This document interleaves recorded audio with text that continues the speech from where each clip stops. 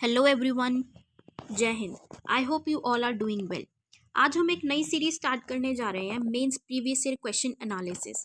इस सीरीज को स्टार्ट करने के पीछे का एक मोटिव है कि जब हम यूपीएससी के मेंस एग्जाम की बात करते हैं तो उसका पैटर्न कुछ इस तरीके से है कि 3 आवर्स में हमें 20 क्वेश्चन अटेम्प्ट करने होते हैं। तो it is not an easy task. 3 hours में 20 क्वेश्चन अटेम्प्ट करना मुश्किल है, हम कर ही नहीं सकते। लेकिन विद अ राइट स्ट्रैटेजी और एक टाइमली प्रैक्टिस, अच्छी प्रैक्टिस के साथ इतना मुश्किल भी नहीं है, हम उसको कर भी सकते हैं। वो स्ट्रैटेजी क्या होनी चाहिए कि हमें स्ट्रैटेजी में यूपीएससी के पैटर्न को सबसे पहले समझना पड़ेगा, उसके ट्रेंड को समझना पड़ेगा कि मेंस के किस तरीके के क्वेश्चंस यूपीएससी पूछती है और क्या हमारी उनके रिगार्डिंग अप्रोच होनी चाहिए अटेम्प्ट करने में। तभी हम उसको यूपीएससी को जब समझेंगे, मेंस के क्वेश्चन को समझ पाएंगे। दूसरा, हम एक प्रॉपर अगर टाइमली मैनर से, एक अच्छे टाइम से अगर हम स्टार्ट कर देंगे प्रैक्टिस को, तो हम प्रीलिम्स तक मेंस रेडी हो जाएंगे। अब तो यूपीएससी ने भी अपनी नोटिफिकेशन में डाल दिया है, come from for prelims only if you are mains ready. अगर आप मेंस रेडी हो तभी प्रीलिम्स देने के लिए आओ, वरना मत आओ। तो इसी सोच के साथ, आपके बेनिफिट के लिए इसीलिए ये सीरीज स्टार्ट की गई है।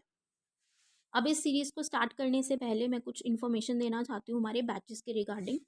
हमारा एक करंट अफेयर्स बैच रन कर रहा है, जिसपे आपको बिफोर हैंड पीडीएफ्स प्रोवाइड की जाती है, फिर वीडियो से आपको उसकी एक्सप्लेनेशन भी दी जाती है, और उसके बाद लाइव क्लास होती है जिसमें फटाफट रिवीजन होती है और आपके लाइव डाउट्स भी लिए जाते हैं।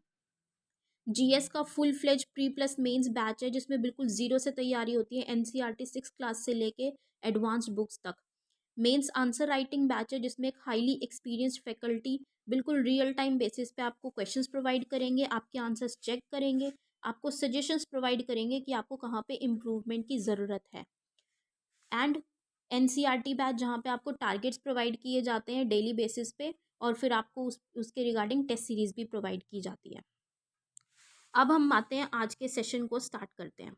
आज का क्वेश्चन है, discuss the causes of depletion of mangroves and explain their importance in maintaining coastal ecology। Mangrove के ह्रास के कारणों की चर्चा कीजिए और तटीय पारिस्थितिकी को बनाए रखने में उनके महत्व की व्याख्या कीजिए। ये क्वेश्चन हमारा GS1 के ज्योग्राफी सेक्शन के अंडर आता है और ये यूपीएससी ने 2019 में पूछा था। अब कोई भी क्वेश्चन जब हम पढ़ रहे हैं तो ऐसा नहीं है पढ़ते के साथ बस शुरू कर देना है कि हमें तो लिखना है कि 3 आवर्स में तो भाई 20 क्वेश्चंस नहीं तो हो ही नहीं पाएंगे। ऐसा नहीं करना है, हमें ऐसी गलती नहीं करनी है।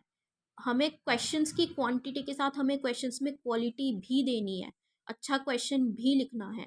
तो उसके लिए सिर्फ कुछ सेकंड्स हमें पहले क्वेश्चन पे देने हैं, क्वेश्चन को समझने के लिए और एनालाइज करने के लिए कि हमें उसमें एक्चुअल में लिखना क्या है। तो हम क्वेश्चन फ्रेम करने के टाइम पे इतना टाइम लगेगा ही नहीं लिखने में हमें। तो पहले देखते हैं क्या पूछा है हमें, मैंग्रोव्स के कॉजेज ऑफ डिप्लीशन के और उसकी इम्पोर्टेंस, उसकी महत्वता, कि मैंग्रोव्स क्यों कम होते जा रहे हैं और उसकी महत्वता क्या है कोस्टल इकोलॉजी में, मतलब तटीय पारिस्थितिकी में। तो सबसे पहले हम जो मेन पॉइंट है जिसके बारे में हमें पूछा गया, हम उसको देखेंगे, उसको हाईलाइट करेंगे।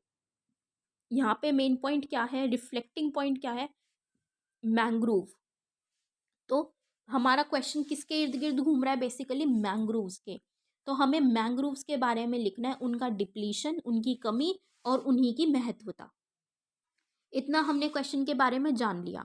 अब हम क्वेश्चन को तोड़ेंगे पार्ट्स में, कि आंसर राइटिंग जब हम करते हैं तो उसके 3 पार्ट्स होते हैं, इंट्रोडक्शन, बॉडी और कंक्लूजन, या फिर वे फॉरवर्ड या सजेशंस, जो भी हम टाइटल से देते हैं उसको।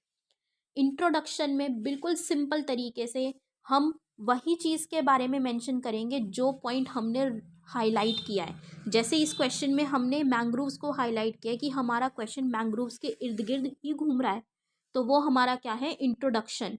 हमें इंट्रोडक्शन में मैंग्रोव्स के बारे में बताना है।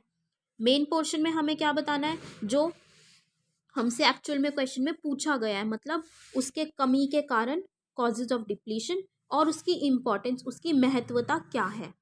उसके बाद हम उसको कंजर्व करने के, उसको सुरक्षित करने के तरीके बता सकते हैं, या फिर हमें कंक्लूजन दे सकते हैं। वो हमारा हो गया लास्ट पार्ट। आई होप इतना समझ में आया आप लोगों को। अब हम स्टार्ट करते हैं आंसर फ्रेम करना। सबसे पहले तो जैसे अभी हमने बात की कि इंट्रोडक्शन को देना है हमें, वही जो पॉइंट हमने हाईलाइट किया है। तो हमने यहाँ पे मैंग्रोव्स को हाईलाइट किया, तो मैंग्रोव्स के बारे में हमें थोड़ी सी मीनिंग बताना है, उसका डेफिनेशन देनी है कि मैंग्रोव्स एक्चुअल में होते क्या है। मैंग्रोव्स क्या होते हैं? मैंग्रोव्स वो सोल टॉलरेंट वेजिटेशन है, मतलब नमक सहिष्णु वनस्पति है। नमक सहिष्णु वनस्पति या सोल टॉलरेंट वेजिटेशन क्या होती है? जो वेजिटेशन इतनी केपेबल है कि वो जितनी भी नमक की मात्रा होगी, जितनी भी सॉल्ट की कंसंट्रेशन होगी, हाई कंसंट्रेशन भी, हाई बहुत ज़्यादा मात्रा में भी वो वहाँ पे अपने आप को सरवाइव करवा सकती है, अडेप्ट कर सकती है, अपने आप को उस सिचुएशन के अकॉर्डिंग मोड़ सकती है और ज़्यादा उसके साथ ग्रो भी कर सकती है। वो होती है सॉल्ट टॉलरेंट वेजिटेशन। तो मैंग्रोव्स और वो सॉल्ट टॉलरेंट वेजिटेशन है, वो नमक सहिष्णु वनस्पति हैं जो कि इंटरटाइडल रीजन्स में रहते हैं, मतलब अंतर अंतर ज्वारीय क्षेत्रों में उगते हैं। इंटरटाइडल रीजन्स क्या होते हैं? जहाँ पे टाइड्स तो आती है, एक सीशोर एरिया होता है जहाँ पे टाइड्स आती है, लेकिन हाई टाइड्स को वो कवर कर लेता है और वहाँ पे सिर्फ कुछ लो टाइड्स ही आ पाती हैं। वो इंटरटाइडल रीजन है हमारा जहाँ पे वो ग्रो करते हैं। इसीलिए क्योंकि वहाँ पे टाइड्स भी आती हैं और वो टाइड्स को कवर भी करते हैं, इसीलिए मैंग्रोव्स को टाइडल फॉरेस्ट भी कहा जाता है। और वो कौन से इकोसिस्टम में आते हैं? हमारे रेन फॉरेस्ट इकोसिस्टम में। अगर आपने सेवन्थ क्लास की ज्योग्राफी देखी होगी तो उसमें सेवन्थ क्लास की ज्योग्राफी में बहुत अच्छे से डिफाइन किया गया कि कौन कौन से इकोसिस्टम होते हैं। Tropical rain forest, tropical deciduous, temperate, mountain, coniferous. तो हमारा mangrove tropical wet rain forest में आता है। ट्रॉपिकल वेट और ट्रॉपिकल ड्राई रेन फॉरेस्ट भी होता है। मैंग्रोव्स हमारा ट्रॉपिकल वेटलैंड रेन फॉरेस्ट में आता है, इसीलिए इसको बहुत इंपॉर्टेंस भी दी जाती है। हमने इसका मीनिंग बता दिया। अब हम थोड़ी सी, अगर हमारे पास इंफॉर्मेशन है तो हम इसके बारे में वो बताएंगे, लेकिन जैसे मैंने यहाँ पे डाटा कोट किया है, ज़रूरी नहीं है कि आप डाटा कोट करो, क्योंकि ऐसा हो सकता है कि अगर हमने थोड़ा सा भी डाउट है, हमने अगर एक भी डिजिट इधर उधर हो गया, डाटा गलत कर दिया और एग्जामिनर ने उसको पकड़ लिया, तो वो हमारा पूरा पेपर बिल्कुल डाउट के साथ देखेंगे कि पता नहीं ये भी सही लिखा है कि नहीं लिखा, तो उससे इम्प्रेशन गलत जाता है, तो मार्क्स में भी कटौती हो जाती है। तो हमें ऐसा काम नहीं करना है। तो मैंग्रोव्स क्या है कि अगर हम ट्रॉपिकल रीजन्स की बात करें, ट्रॉपिकल रीजन कौन सा होता है? The region between tropic of cancer और tropic of Capricorn. Tropical cancer और ट्रॉपिक ऑफ कैप्रिकॉर्न का जो रीजन है, उसकी 30 कंट्रीज की अगर हम बात करें, ऑल ओवर द ग्लोब, दुनिया भर में उसका 2 लाख स्क्वायर किलोमीटर की जगह पे मैंग्रोव्स उगते हैं। इंडिया की अगर हम बात करें स्पेसिफिकली, तो हमारे भारत में 4482 स्क्वायर किलोमीटर में मैंग्रोव फॉरेस्ट रहते हैं, मतलब 4482 स्क्वायर किलोमीटर। लेकिन इसके बावजूद आज का टाइम, आज ऐसी स्थितियां पैदा हो गई हैं, आज ऐसी सिचुएशन हो गई है कि ये जो मैंग्रोव है वो 35% से 35% से कम हो चुके हैं। 35% वो ऑलरेडी ख़त्म हो चुके हैं, समाप्त हो चुके हैं। तो इसीलिए इनको कंजर्व करना आज के टाइम पे और भी ज़्यादा ज़रूरी हो गया है।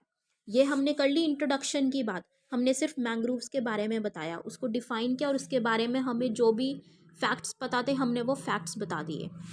अब हम चलेंगे मेन पार्ट पे। मेन पार्ट पे हम क्या बताएंगे? जो हमसे पूछा गया, कॉजेज ऑफ डिप्लीशन और उसकी इम्पोर्टेंस। तो जब हम कॉजेज ऑफ डिप्लीशन की बात करते हैं, तो मतलब कमी के कारण, सबसे पहला है क्लियरिंग, समाशोधन। क्लियरिंग आज के टाइम पे क्या हो रहा है, जैसे कि एक एस्टीमेट भी लगाया जा रहा है कि आने वाले कुछ सालों में इंडिया की पॉपुलेशन चाइना को भी सरपास कर जाएगी। आज के टाइम पे इंडिया सेकंड मोस्ट पॉपुलस है, लेकिन आने वाले टाइम पे इंडिया मोस्ट पॉपुलस कंट्री बन जाएगी। तो अगर उसकी पॉपुलेशन इतनी बढ़ती जा रही है, इंडिया की आज पॉपुलेशन इतनी बढ़ती जा रही है, जनसंख्या बढ़ती ही जा रही है, तो क्या उन लोगों को, जो जनसंख्या बढ़ रही है, उन जनों को रहने के लिए जगह की ज़रूरत नहीं पड़ेगी? उनको रहने की जगह भी चाहिए। लोग बढ़ रहे हैं तो खाने की भी ज़्यादा ज़रूरत पड़ेगी, तो ज़्यादा खाना उगाने के लिए, ज़्यादा खेती बाड़ी के लिए, एग्रीकल्चर के लिए लैंड भी होनी ज़रूरी है। ज़्यादा से ज़्यादा अब स्टार्टअप्स को भी बढ़ावा दिया जा रहा है, इंडस्ट्रीज़ को भी बढ़ावा दिया जा रहा है। तो वो जो इंडस्ट्रीज़ खुलेंगी उनको भी तो खुलने के लिए जगह चाहिए, लैंड तो चाहिए ही चाहिए।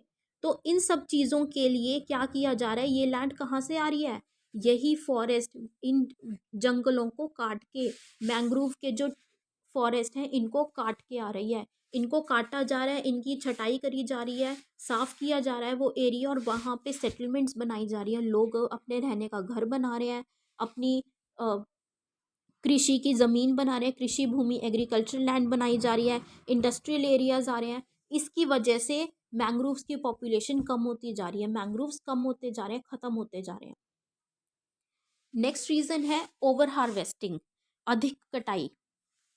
अब जैसे हमने पढ़ा है कि फॉरेस्ट से बहुत सारे यूजेज है जो हम ले सकते हैं, फॉरेस्ट हमारे बहुत काम आते हैं। अब हम पेपर यूज़ करते हैं, पेपर में भी हमारा फॉरेस्ट से ही आता है। हम लकड़ी यूज़ करते हैं, वुड यूज़ करते हैं, वो भी हमारा पेड़ों से ही आता है। हमारे जानवरों का चारा होता है, एनिमल फॉडर होता है, वो भी पेड़ों से आता है। तो बहुत सारी चीज़ें हैं जो हम पेड़ों से लेते हैं, और उनको लेने के लिए हम उन पे इतना ज़्यादा निर्भर हो रहे हैं, इतना ज़्यादा उनको काटते जा रहे हैं कि उनकी संख्या कम होती चली जा रही है। यही तो रीज़न है कि आज के टाइम पे ग्लोबल वार्मिंग भी बढ़ रही है, क्लाइमेट चेंज का इम्पैक्ट क्यों आ रहा है, क्योंकि हम पेड़ों को लगातार काटते जा रहे हैं अपने यूज़ के लिए, हम सेल्फिश हो रहे हैं, हम ओवर एक्सप्लॉइटेशन कर रहे हैं, अधिक दोहन कर रहे हैं हम इनका। तो इसीलिए मैंग्रोव्स भी क्या है, कम होते जा रहे हैं, इनकी संख्या कम होती जा रही है। नेक्स्ट है हमारा डैमिंग ऑफ रिवर्स।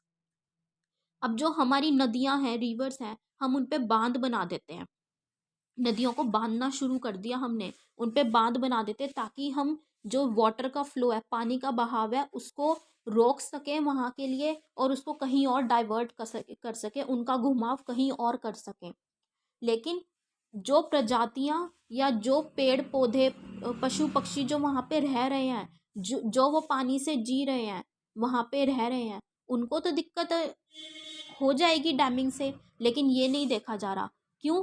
क्योंकि उस टाइम पे जिस पानी के साथ वो पहले रह रहे हैं, अब वो पानी उनको कम मिलने लग जाएगा बांध बनने की वजह से।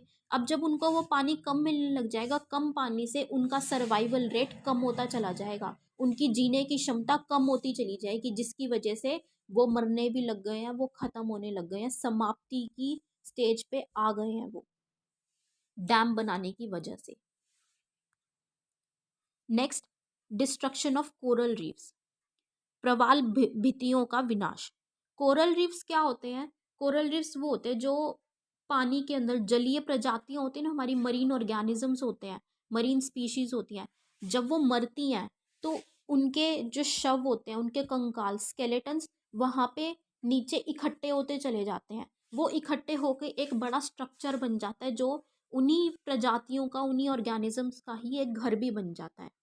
तो ये कोरल रीफ्स इतने सक्षम होते हैं, इतनी कैपेबिलिटी होती है इनमें, कि ये एक बैरियर की तरह काम करते हैं, कि जो भी बहुत ज़्यादा आंधी तूफान आ जाता है, स्ट्रॉन्ग विंड्स आती हैं या स्ट्रॉन्ग वेव्स आती हैं, ये उससे किसी भी पेड़ पौधे को या किसी पशु पक्षी को नुकसान ना पहुंचा सके। तो ये एक बैरियर की तरह काम करते हैं, उनके खिलाफ लड़ते हैं, अवरोध की तरह काम करते हैं ये। लेकिन अगर यही डिस्ट्रॉय होने लग जाएंगे, जैसे अभी क्लाइमेट चेंज की वजह से कोरल ब्लीचिंग होनी शुरू हो गई है, ग्रेट बैरियर रीफ में ऑस्ट्रेलिया में 50% के लगभग, अराउंड 50% कोरल रीफ्स मर चुके हैं, क्योंकि उनकी ब्लीचिंग होती चली जा रही है टेम्परेचर बढ़ने की वजह से, टेम्परेचर राइज होने की वजह से। तो अगर यही ख़त्म हो जाएंगे तो वो बैरियर भी तो ख़त्म हो जाएगा, जो ये अवरोध प्रदान कर रहे हैं वो भी ख़त्म हो जाएगा।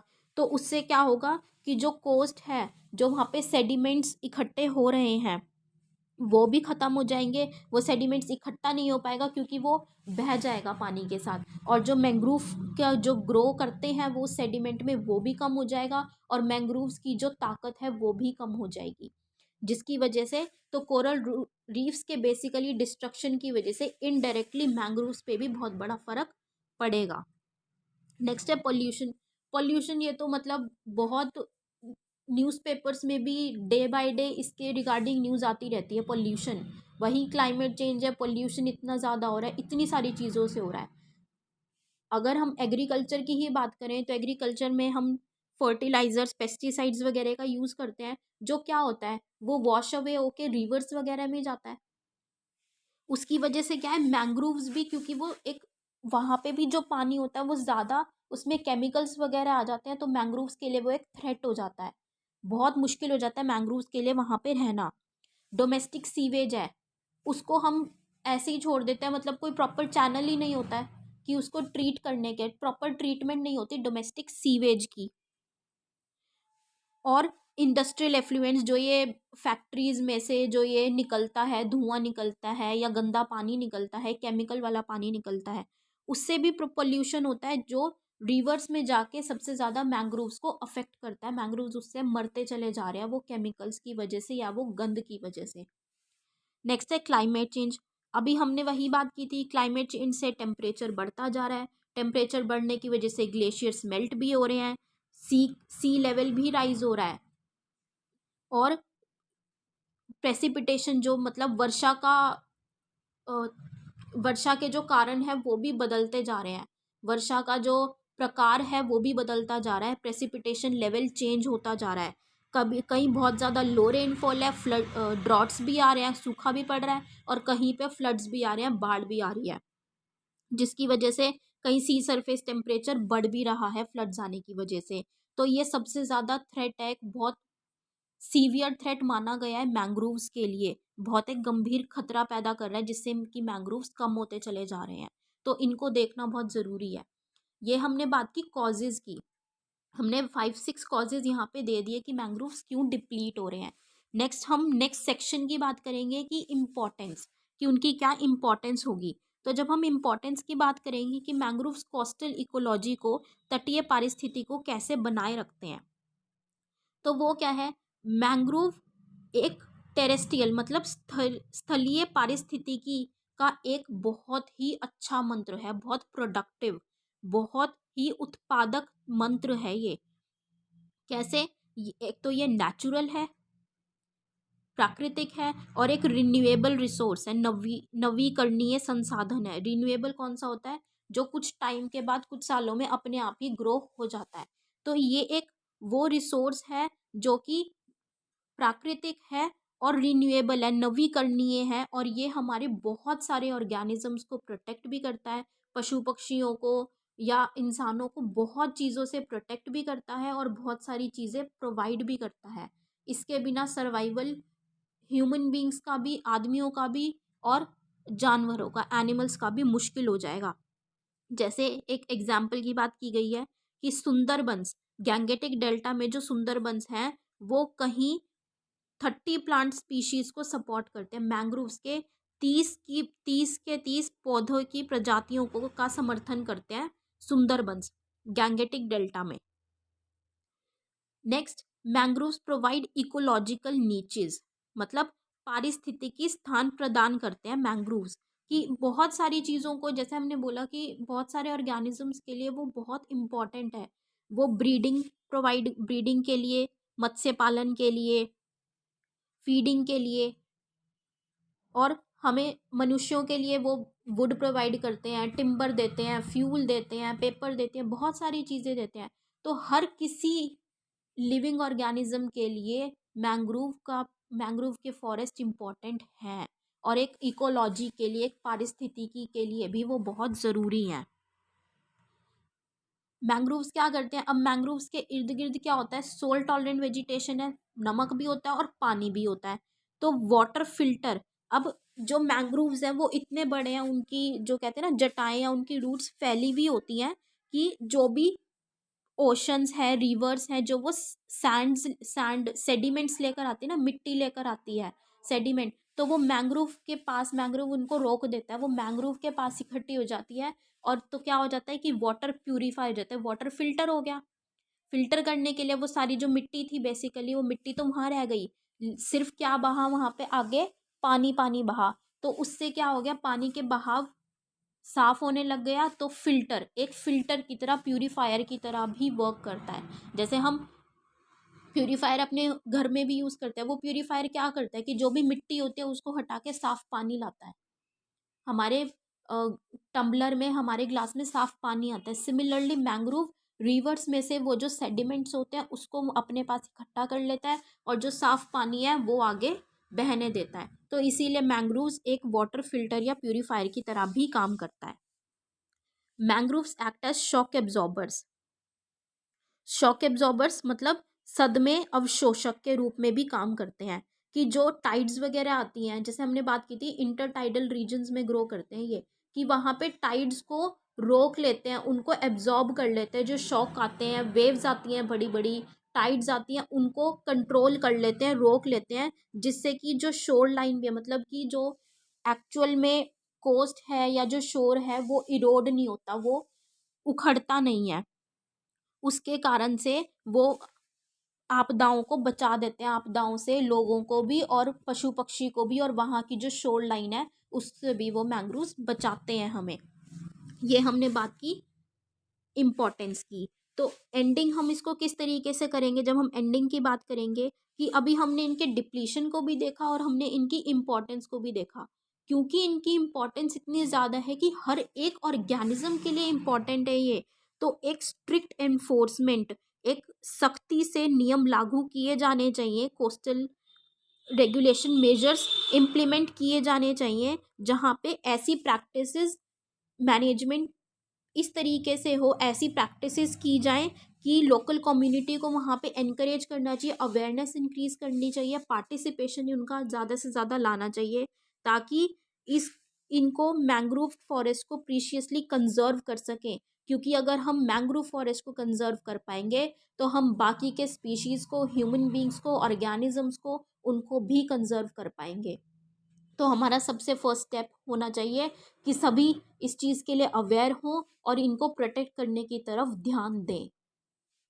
आई होप आप लोगों को इस तरीके से एनालिसिस पसंद आई होगी और आप लोगों को क्वेश्चन किस तरीके से अटेम्प्ट करना चाहिए ये पसंद आया होगा। आखिरी में मैं दोबारा रिपीट करना चाहूँगी, हमारे बैचेस हैं ongoing batches, current affairs batch, GS batch, mains answer writing batch जो कि हाल फिलहाल ही लॉन्च हुआ है, और एनसीईआरटी बैच। आप उनको ज्वाइन करना चाहें तो आप कर सकते हैं। उनको ज्वाइन करने के लिए आप 9713282838 पे एसएमएस कर सकते हैं, व्हाट्सएप कर सकते हैं, या फिर टेलीग्राम पे उनको मैसेज कर सकते हैं इस नंबर पे। Thank you so much, good luck, have a great day ahead.